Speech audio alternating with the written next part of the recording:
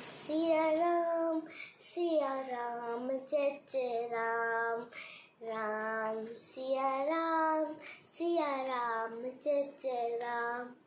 रामायण एक संस्कृत महाकाव्य है जिसकी रचना महर्षि वाल्मीकि ने की थी। हिंदू धर्म में रामायण का एक महत्वपूर्ण स्थान है जिसमें हम सबको रिश्तों के कर्तव्यों के बारे में समझाया गया है। रामायण महाकाव्य में भगवान विष्णु के राम अवतार को दर्शाया गया है।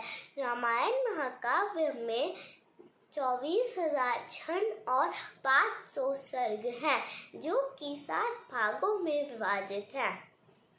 तो चलिए आज मैं आपको रामायण की कहानी विस्तृत रूप से बतलाती हूँ। नमस्ते, मेरा नाम आरोही खंडेलवाल है। सबसे पहले मैं आपको बाल कांड सुनाने जा रही हूँ। बहुत समय पहले सरयू नदी के किनारे कौशला नामक राज्य था जिसकी राजधानी अयोध्या थी, जिसके राजा दशरथ थे। उनकी पत्नियों का नाम था कौशल्या, कैकेयी और सुमित्रा। राजा दशरथ बहुत समय तक निसंतान थे और अपने उत्तराधिकारी के लिए बहुत चिंतित थे। तब उनके कुल गुरु ऋषि वशिष्ठ की सलाह पर पुत्र कामेष्टि यज्ञ करवाया, जिसके फलस्वरूप राजा दशरथ के 4 पुत्र हुए। उनकी पहली पत्नी कौशल्या से प्रभु श्री राम, कैकेयी से भरत और सुमित्रा से लक्ष्मण और शत्रुघ्न का जन्म हुआ।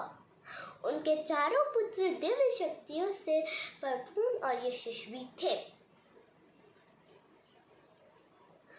सभी भाइयों की शिक्षा दीक्षा पूरी होने के उपरांत एक दिन ऋषि विश्वामित्र राजा दशरथ के पास आए और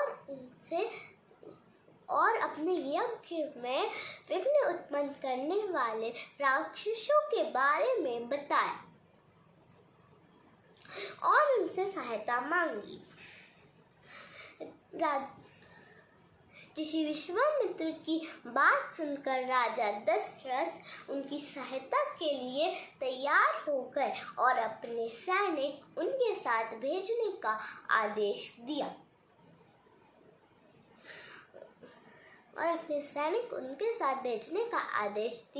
परंतु ऋषि विश्वामित्र ने इस कार्य के लिए राम और लक्ष्मण का चयन किया।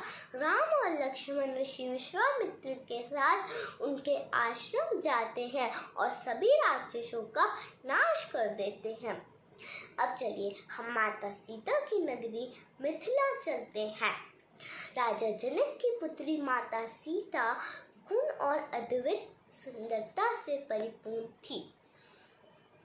जब सीता विवाह योग्य हो गई तब राजा जनक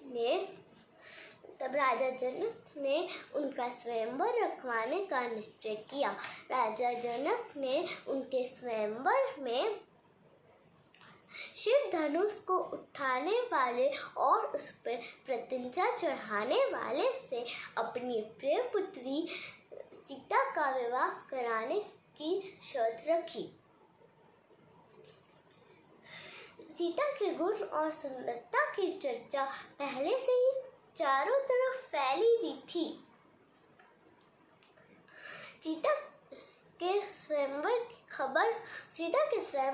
की खबर सुनकर बड़े बड़े राजा सीता के स्वयंवर में भाग लेने आने लगे। ऋषि विश्वामित्र भी राम और लक्ष्मण के साथ सीता स्वयंवर को देखने राजा जनक की नगरी मिथिला पहुंचे। स्वयंवर आरंभ हुआ। बहुत सारे राजाओं ने शिव धनुष को उठाने की कोशिश की, लेकिन कोई भी उसे हिला न सका। उठाना तो दूर की बात है। यह सब देखकर राजा जनक चिंतित हो गए। तब ऋषि विश्वामित्र ने उनकी चिंता दूर करते हुए अपने शिष्य राम को धनुष उठाने की अनुमति दी। प्रभु राम अपने गुरु को प्रणाम कर उठे।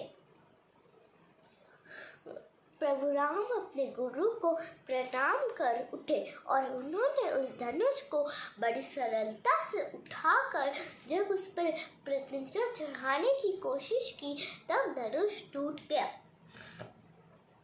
राजा जनक ने शर्त के अनुसार प्रभु श्री राम से सीता का विवाह कराने का निश्चय किया और साथ ही अपनी अन्य पुत्रियों का विवाह भी राजा दशरथ के पुत्रों से कराने का विचार किया।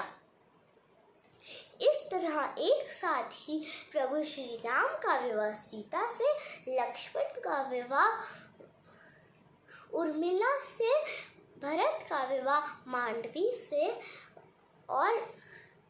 और शत्रुघ्न का विवाह सुकृति से हो गया। धन्यवाद।